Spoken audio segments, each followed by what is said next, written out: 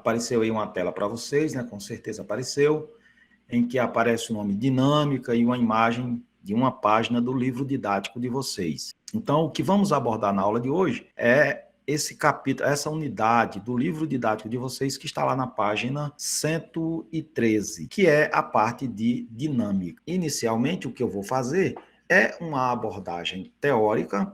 Pô, galera, primeiro vamos definir o que seja a dinâmica. O que nós estudamos? A mecânica, ela está dividida em três partes. A mecânica, ela é a parte da física que estuda movimentos. E ela está dividida em três partes, que são cinemática, dinâmica e estática. Nós, até a semana passada, abordamos a cinemática. O que é a cinemática? É a parte da mecânica que estuda os movimentos, mas sem se preocupar com as suas causas. Dentro da cinemática, eu vou soltar um objeto, por exemplo, nas proximidades do planeta Terra. Soltei uma pedra. Para a cinemática, só me interessa descrever o movimento. Por exemplo, saber qual a altura que ele foi abandonado, o tempo que ele gastou para chegar até o solo, a velocidade com que ele chegou ao solo, a aceleração a que ele ficou submetida, mas não interessa para a cinemática por que ela caiu. Isso aí já é objeto de estudo da dinâmica. A dinâmica é a parte da mecânica que estuda os movimentos, também vai estudar movimento, só que agora procurando entender ou procurando saber por que eles acontecem. Dentro da dinâmica, nós vamos agora procurar as causas do movimento. Mas eu vou colocar aqui uma definição para a dinâmica, que é a seguinte. Veja, dentro da dinâmica, nós vamos estudar movimento, como estudamos na cinemática. Só que agora a gente vai procurar ou vamos nos preocupar em saber o que causou esse movimento. E para entender as causas dos movimentos, é necessário que a gente também entenda alguns conceitos físicos. E o primeiro deles é o conceito de força, que passaremos a tratar a partir de agora. Força. O conceito de força que temos do nosso cotidiano, vocês vão ver que ele difere do conceito de força que usamos na física. Para a física, a força ela é o resultado da interação entre dois ou mais corpos. Então, veja, só existirá força se houver uma interação entre dois ou mais corpos. Disso eu concluo que não existe uma força isolada no universo. Por exemplo, se eu estivesse lá no espaço sideral, longe de qualquer corpo massivo, sozinho, vagando no espaço, então eu não poderia interagir com ninguém, portanto não haveria força nenhuma atuando sobre mim. Então a expressão dizer eu tenho força, ela do ponto de vista físico está errada, porque ninguém tem força. O que podemos fazer é aplicar forças ou receber a ação de uma força. Tem um desenho animado muito famoso, que é o He-Man, e o He-Man é um herói, né, que na verdade ele é o Príncipe Adam, que passa por uma transformação em determinado momento, se transforma no He-Man. Porém, na transformação, tem hora que o He-Man ergue uma espada e grita, eu tenho a força. Não sei se vocês já viram esse desenho animado. Só que quando o He-Man grita, eu tenho a força, ele comete um equívoco ou um erro conceitual do ponto de vista físico, porque força é resultado de interação. Então, eu não posso ter força, você não pode ter força, ninguém tem força. O que pode acontecer é que eu posso aplicar forças sobre os corpos e posso receber a ação de forças advindas de outros corpos. Quando eu aperto a mão de Pedrinho, apertei a mão de Pedrinho, houve uma interação da minha mão com a mão de Pedrinho. Então, houve a presença de um outro corpo. Quando eu seguro o lápis, está havendo uma interação entre minha mão e o lápis. Quando você segura o livro, há uma interação entre sua mão e o livro. Então, cuidado. Primeiro detalhe, nunca digam eu tenho força ou ciclano tem força. Mas, Chicão, lá na academia eu tenho um amigo chamado Deocleciano e ele consegue erguer um halteres com 120 quilogramas de massa. Então, esse rapaz tem muita força, não é? Não, ele não tem muita força. Ele consegue aplicar forças de grande intensidade. Manjaram isso aí, galerinha? Não errem mais. Outro detalhe, a força, além de ser resultado da interação, a força ela é capaz de fazer algumas coisas no nosso cotidiano, que são as seguintes. Força É um vetor, primeiro, é uma grandeza vetorial. Se é um vetor, ele para ficar caracterizado precisa de quê? Módulo, direção e sentido. E além disso, ela é capaz de deformar um corpo. Se eu pegar uma latinha de refrigerante e apertar, vou amassá-la. Então eu deformei a lata através da força que eu apliquei sobre a lata. A força também é capaz de alterar a velocidade de um corpo. Quando eu digo alterar a velocidade é um vetor. Então eu posso mover o que está parado aplicando uma força. A bola está parada. Se eu chutá-la, ela vai se mover, porque eu apliquei uma força sobre ela. Eu posso parar um corpo que se move. Então vem, o carro se move numa pista plana, eu tirei o pé do acelerador, depois de um certo tempo o carro para. Por quê? Porque agora a força de atrito entre os pneus e a pista atuou em sentido contrário ao movimento e fez com que o carro parasse. Da mesma forma, se eu vou em linha reta e faço uma curva, eu mudei a direção. Se mudou a direção, quem fez isso foi a ação de uma força. Vamos colocar isso para vocês. Então aqui eu tenho o seguinte, organizar melhor aqui. O que eu estou dizendo com essa definição? Que força é uma grandeza vetorial, coloquei que é um vetor, capaz de fazer o quê? Deformar um corpo. Quando eu digo deformar, eu aplico uma força, sou capaz de mudar a forma dele. Por exemplo, eu tenho aqui uma folha, eu vou aplicar uma força nas extremidades, mudei a forma dela. Eu deformei então a folha. Capaz também de mudar a velocidade. Lembre-se que velocidade é uma grandeza vetorial. Quando eu digo mudar a velocidade, eu posso movê-la, alterar o seu módulo, mudar o seu sentido ou mudar a sua direção. Agora, existem dois tipos de força que são comuns no nosso cotidiano, que são as chamadas forças de contato e forças de ação à distância. Eu vou colocar isso aqui para vocês. Vamos lá. Força de contato, que seria aquela, como o próprio nome diz, contato. É quando há o contato direto dos corpos. Quando eu estou segurando o lápis, minha mão está em contato direto com o lápis. Então, é uma força de contato. Quando eu aperto a mão de um colega, minha mão está em contato direto com a mão do colega. E aí nós podemos, só para exemplificar, colocar aqui. Toda vida que você toca em algum objeto e aplica nesse objeto uma força, se houver o contato direto, isso nós chamamos de força de contato. O segundo tipo que vamos falar aqui é agora a chamada força de campo ou força de ação à distância. Como o próprio nome diz, é aquela que agora não há o contato entre os corpos, né? Elas vão interagir, mas à distância. Um interage com o outro sem se tocar. Como, por exemplo, a Lua está presa à Terra. A Lua se move em torno da Terra, está presa à Terra, está ligada ao nosso planeta, é o nosso satélite natural. Mas o que mantém a Lua presa à Terra? Uma força chamada de força gravitacional. Mas entre a Lua e a Terra, eles estão em contato? Estão colados um no outro? Terra e Lua? Não, não é isso? Se não estão, então aí eu tenho uma força chamada de força de campo. Outro exemplo, não sei se vocês já fizeram aquela brincadeirinha de pegar uma moeda e um ímã que a gente chama de azogue aqui na região. Coloca a moeda em cima do livro, da mesa, pega o ímã, coloca embaixo da mesa, e aí você move o ímã embaixo da mesa e a moeda vai movendo aqui em cima. Então está havendo uma interação entre o ímã e a moeda, mas o livro está no meio, então não há o contato entre eles. Uma terceira força de ação à distância, ou de campo, é a chamada força elétrica. Vocês já estudaram lá na química que o átomo ele é constituído basicamente por uma parte central, chamada de núcleo, e ao redor do núcleo nós temos a eletrosfera, que é a região onde os elétrons ficam orbitando o núcleo. Então, os elétrons estão presos ao núcleo em virtude da força elétrica, mas o elétron não está em contato com o núcleo. Então, neste caso, força de ação à distância. Vamos colocar alguns exemplos aqui só para vocês guardarem aí.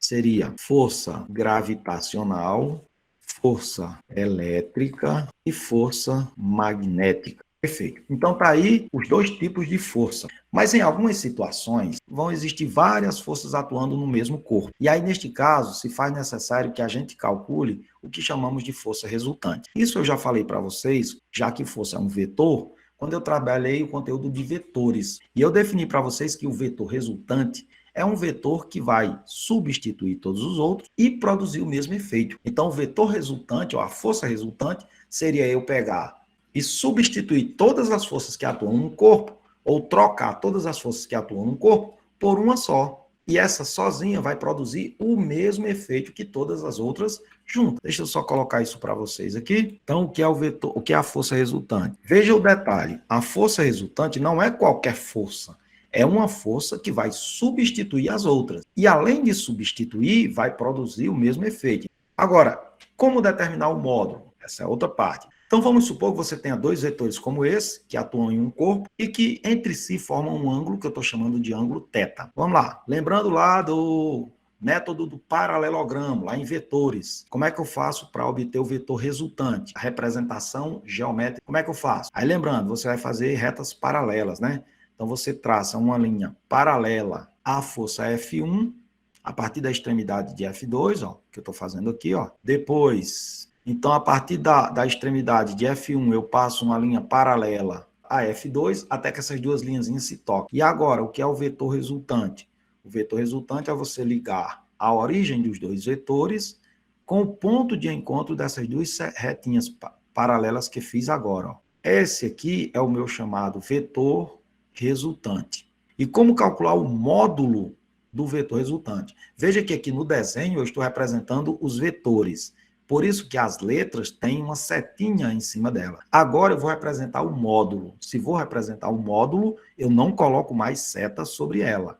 E fica a equação geral chamada de lei dos cossenos aplicada à física, que é assim, ó, resultante ao quadrado vai ser igual ao módulo de F1 ao quadrado, mais o módulo de F2 ao quadrado, mais 2 vezes F1 vezes F2 vezes o cosseno do ângulo entre esses dois vetores. Pronto, essa é a equação matemática chamada de lei dos cossenos aplicada à física, e ela serve para você calcular a força resultante entre dois vetores.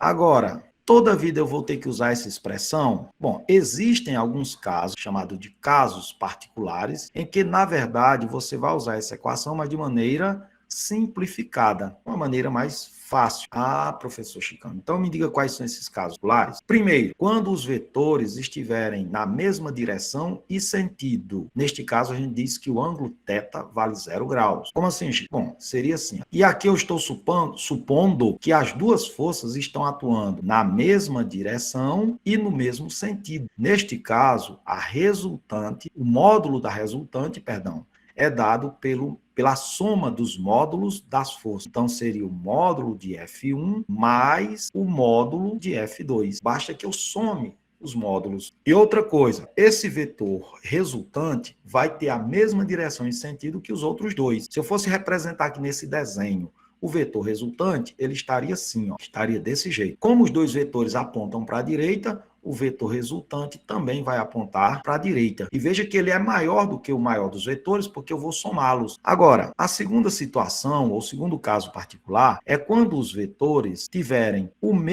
mesma direção, porém agora tiverem sentidos opostos. Por exemplo, imagine que eu tenho esse corpo e eu vou colocar um vetor para a direita de vocês, que vou chamá-lo de vetor F1, vou colocar para a esquerda de vocês um vetor que vou chamá-lo de F2, e agora, diferente do caso anterior, vocês vejam que os dois vetores estão em sentidos opostos, um para a direita, outro para a esquerda, poderia ser um para cima, outro para baixo. Aí, neste caso, o vetor resultante será dado pelo módulo da diferença, o módulo do vetor resultante será dado pela diferença dos módulos, quer dizer, o maior menos o menor. Como aqui o F1 que eu representei é maior do que F2, eu vou colocar assim então, ó, F1 menos F2. O correto é a gente colocar isso aqui em módulo. E para onde é que vai apontar esse vetor resultante? Bom, esse vetor resultante aponta na direção e sentido do maior dos vetores. Neste exemplo aqui, ó, o F2 aponta para a esquerda e o F1 aponta para a direita. Qual deles é o maior? Neste exemplo aqui, o F1 foi maior. Então, o vetor resultante agora, ó, também estaria para a direita. E o terceiro caso? Bom, o terceiro caso é quando os vetores são perpendiculares. Significa que o ângulo mede 90 graus. Isso. Então, vamos lá. Imagine que você tem como esse, vou representar de novo. Eu vou colocar um vetor à direita de vocês, vou chamá-lo de vetor F1, vou colocar um outro vetor agora na vertical para cima, que vou chamá-lo de vetor F2. Observe que entre esses vetores aqui nós temos o ângulo reto, que é o ângulo de 90 graus, a gente representa por esse quadradinho com um pontinho no meio, e agora vamos obter o vetor resultante. Então aqui vamos fazer aquela situaçãozinha lá do método do paralelogramo. A partir da extremidade de F2 eu passo uma linha paralela a F1. A partir da extremidade de F1, eu passo uma linha paralela a F2 até que elas se toquem. Quando elas se tocarem, nós vamos ter, então, aqui a nossa resultante. É só ligar aqui a origem dos dois vetores, com o ponto de encontro desses aqui. Aqui nós temos o nosso vetor resultante.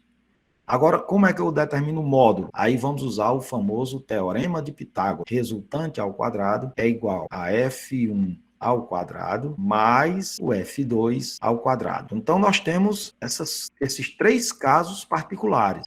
Ainda, eu gostaria de alertá-los de uma coisa. Tem nomes especiais esses vetores nessas situações, nessas três situações, que são os casos particulares. Quando eles estiverem no mesmo sentido, o vetor resultante é chamado de resultante máximo. É quando os vetores estão no mesmo sentido. Se elas estiverem em sentidos opostos, aí neste caso, a resultante é chamada de resultante mínima. Quando eles estiverem em sentidos opostos, a minha resultante será chamada de resultante mínima. E quando eles forem perpendiculares, a gente determina esse resultante pelo famoso teorema de Pitágoras. Então, memorizaram isso aí? Nós vamos precisar daqui a pouco disso. Se fixaram isso aí, a gente pode seguir agora. E quando eu não quiser calcular esse vetor resultante usando a equação, aí a gente usa um instrumento de medida chamado de dinamômetro, que aqui está ilustrado através de uma imagem, é o instrumento que vamos usar para medir força. Assim como a balança que usamos no nosso cotidiano, é um instrumento usado para medir massa. E a trena é o instrumento usado para medir comprimento, altura. E o termômetro é usado para medir temperatura e etc. Então, o dinamômetro é o instrumento usado para medir força. Então, aqui eu ilustrei um mais modernozinho, em que você tem duas escalas laterais, uma dada em Newton, outra dada em quilograma-força, que é a que a gente vai falar daqui a pouco. Esse aqui é um outro modelo que é muito comum nos laboratórios de ciências. Lá na escola nós temos esse modelo aqui. Como é que ele funciona basicamente? Você vai prender essa parte aqui de cima, e aí eu quero medir, por exemplo, a massa de um corpo qualquer. Aí eu vou e penduro esse corpo aqui, Aí eu vou registrar aqui, vou ver a leitura que ele vai deixar aqui, em uma determinada posição. Aí ali está a medida da força. Mesma coisa acontece aqui nesse dinamômetro, eu penduro ele aqui nessa alçazinha aqui, de baixo, ele estica essa mola, aqui é uma mola que tem, e aí eu faço a leitura onde é que parou, e aí eu tenho a medida da força aplicada no corpo. E as unidades? As unidades, não podemos esquecer que força é uma grandeza vetorial, e ela vai ter duas unidades. Primeiro, a unidade no sistema internacional, vou botar aqui. E no sistema internacional de unidades, a unidade de força é o Newton. O Newton em homenagem a um físico chamado de Isaac Newton, cuja letra símbolo é um N maiúsculo. Sempre que falar em força, e não importa qual seja ela, força de atrito, força peso, força elétrica, força magnética, força, qualquer força no sistema internacional deverá ser dada em newtons. A outra é a unidade chamada de unidade técnica, usada por engenheiros. A unidade técnica é o quilograma-força, que a gente abrevia por kgf, minúsculo. Existe uma relação entre esse quilograma-força e esse newton, que é a seguinte: 1 quilograma-força equivale a aproximadamente 10 newton, beleza? Terão problemas, pessoal, que ele vai dizer assim, aplicou uma força de um engenheiro na construção de um edifício, verificou que uma viga suportaria um peso de, no máximo, 800 kg-força. Determine quanto é esse valor no sistema internacional. Ou seja, quanto é 800 kg força? Equivaleria a quantos newton? Aí basta lembrar disso. 1 kg força, 10 newton. 800 kg força, x. 800 vezes 10, 8.000 newtons. Então, de quilograma força para newton, basta multiplicar por 10. Aproximadamente, porque eu estou admitindo aqui que a aceleração local da gravidade seja 10 metros por segundo ao quadrado. Muito bem, galera. Então, dito isto, vamos pôr em prática tudo o que eu falei sobre força.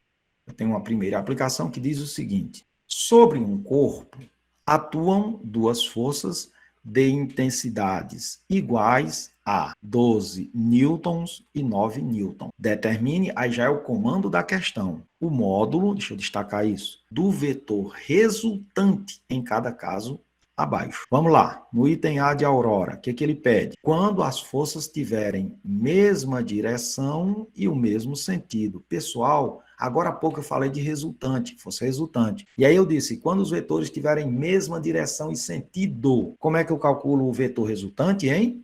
Será dada pela soma das forças. Então, basta fazer 12 mais 9. Inclusive, a gente tem um nome para elas, né? Quando elas estão na mesma direção e no mesmo sentido, é a chamada resultante máxima. Somando esses dois, vai dar 21. Opa, não esqueçam, tem que ter a unidade, senão está errada a resposta aqui. 21 newton.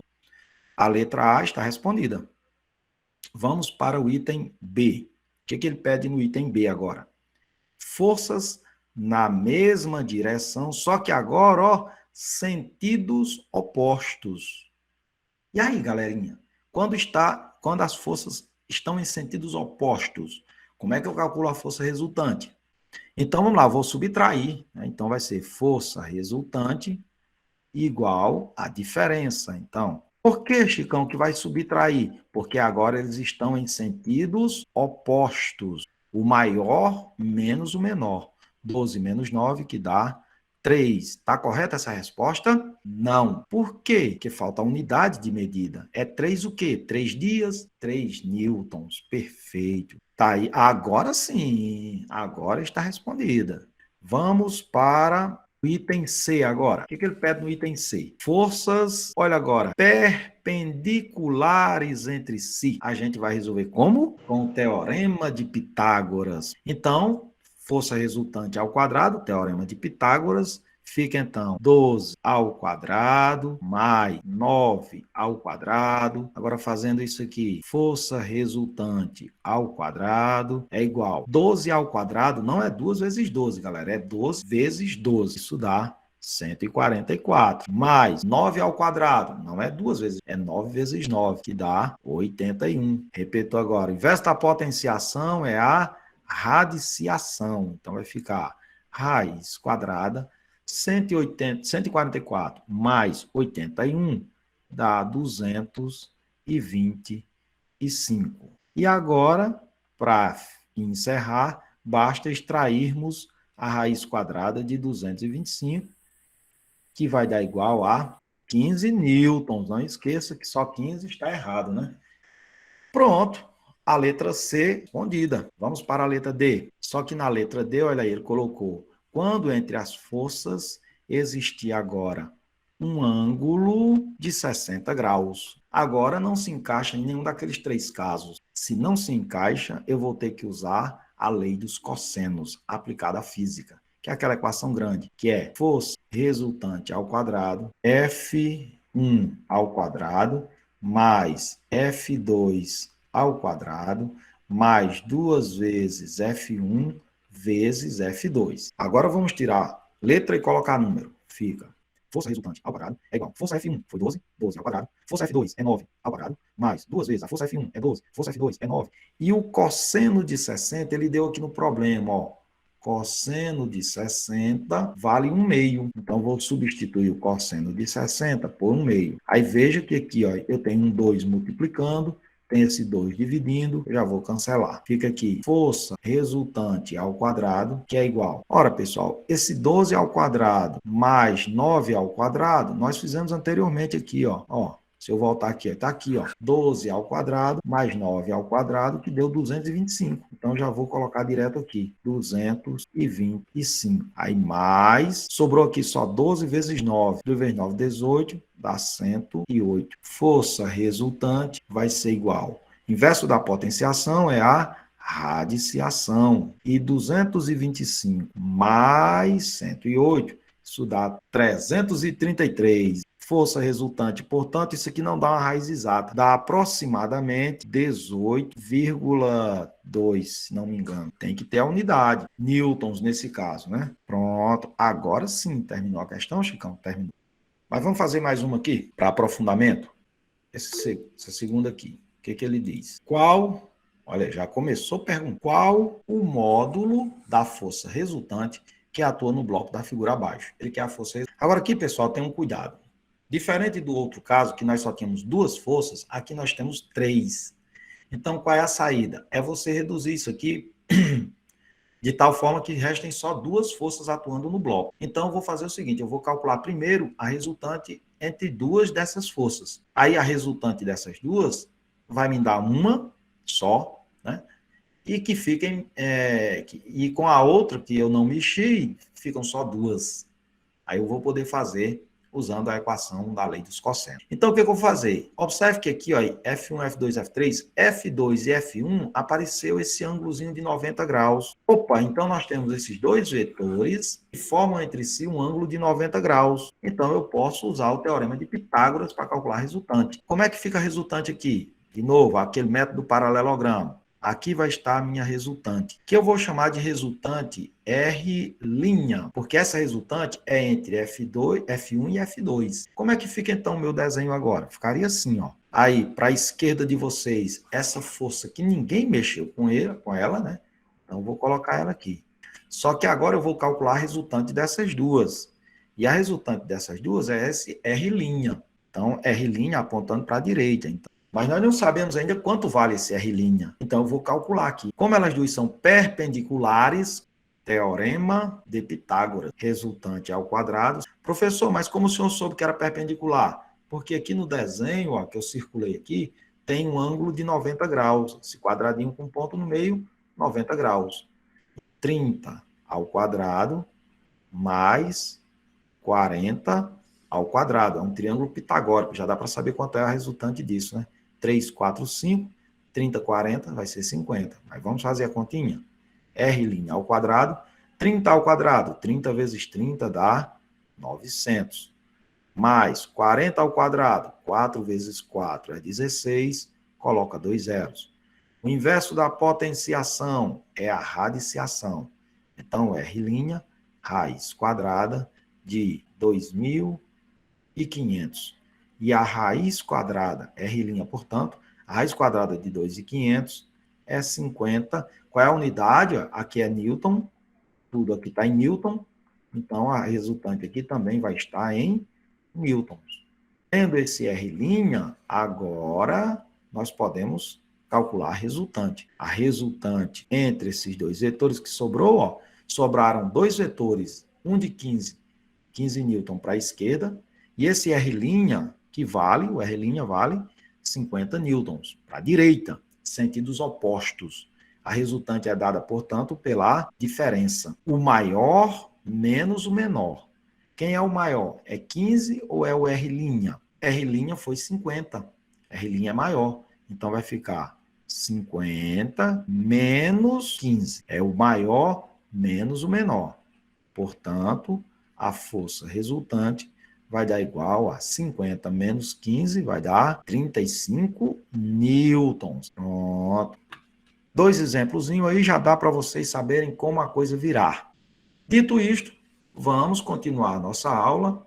Vamos tratar agora da primeira lei de Newton, também chamada de lei da inércia. Inicialmente, vamos entender o que seja essa inércia. A inércia tem a ver, galera, com a dificuldade que um corpo vai impor em alterar a sua condição de estado. Por exemplo, se você tiver uma bola, um balde vazio e um balde cheio de água, em qual dos dois é mais difícil você levantar? O ar está vazio, não tem nada dentro. Pessoal, o balde cheio de água é mais difícil de você levantá-lo, de erguê-lo, né? Muito mais difícil. Dependendo do tamanho do balde, você pode até nem conseguir levantá-lo, né? Se for um balde aqui de 200 litros, é provável que você não consiga nem levantá-lo.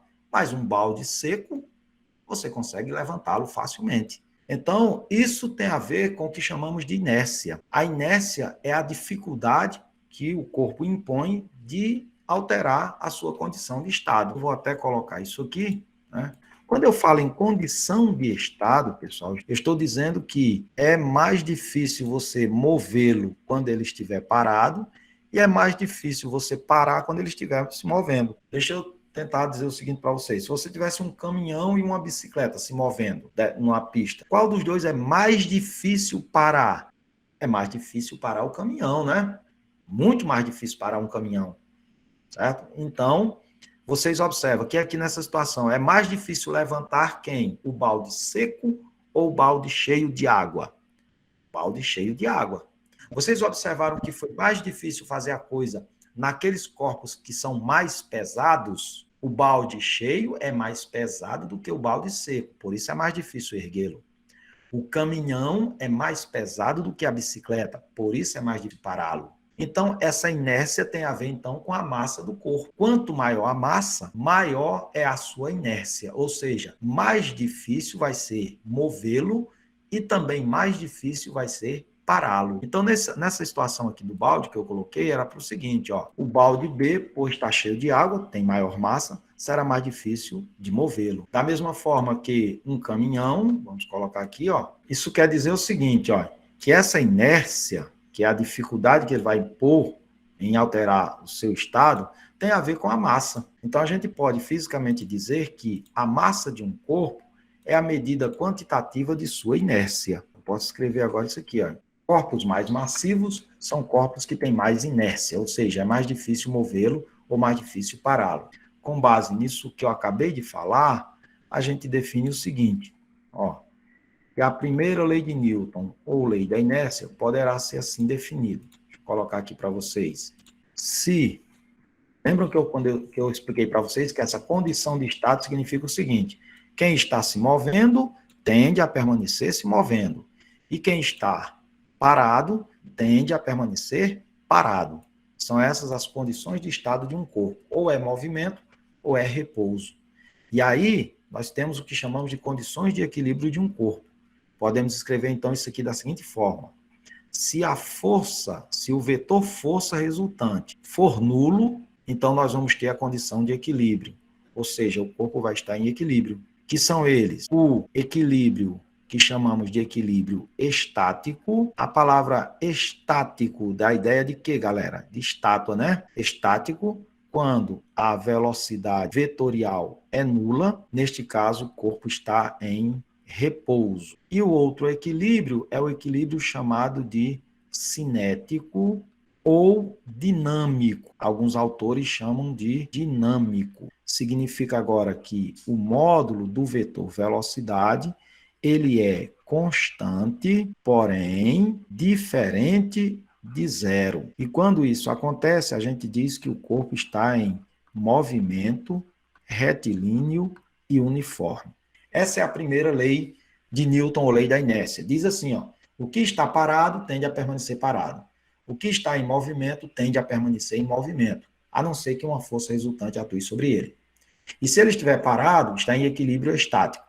Se estiver em movimento retilíneo uniforme, está em equilíbrio dinâmico ou cinético. Para explicar uma situação prática, a primeira lei de Newton é que existe, por exemplo, os cintos de segurança. O cinto de segurança é um dispositivo que serve para minimizar os danos causados pela inércia. Eu estou dentro do carro em movimento, se há uma colisão frontal, eu tendo a permanecer em movimento, sou jogado para frente. O cinto de segurança impede isso, evitando que eu sofra danos mais graves. Da mesma forma, vocês já viram a experiênciazinha de pegar um copo, pega um copo, coloca uma folha na boca do copo e uma moeda em cima da folha. Aí você pega a folha, puxa rapidamente. Quando você puxa, a moeda, cai dentro do copo. Porque ela estava em repouso, eu puxei o papel, ela tende a ficar em repouso. Como não vai ter mais a força de reação da folha, ela cai dentro do corpo. Isso seria uma aplicação também da primeira lei de Newton. Bom, galera, nós não temos mais tempo. Eu agradeço imensamente a presença de cada um de vocês. Espero que vocês tenham entendido perfeitamente tudo que eu falei, certo? E não deixem de estudar. Muitíssimo obrigado pela presença de cada um de vocês.